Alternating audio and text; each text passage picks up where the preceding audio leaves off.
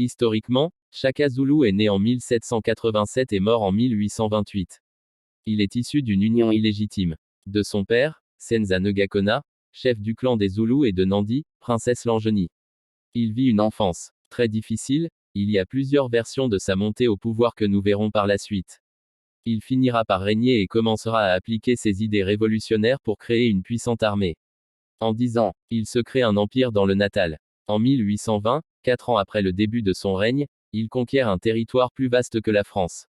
Son déclin commencera avec sa tendance de plus en plus affirmée à la tyrannie, qui lui valut l'opposition de son propre peuple.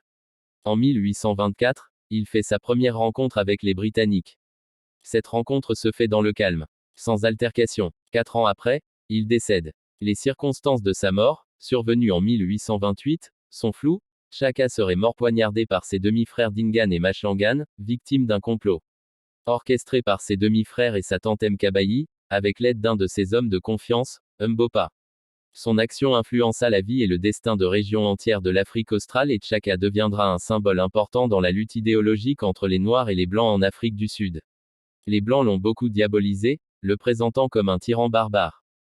Pour les Zoulous, il est un personnage complexe, semi-légendaire, un fabuleux guerrier auquel on peut faire remonter la fierté de la nation.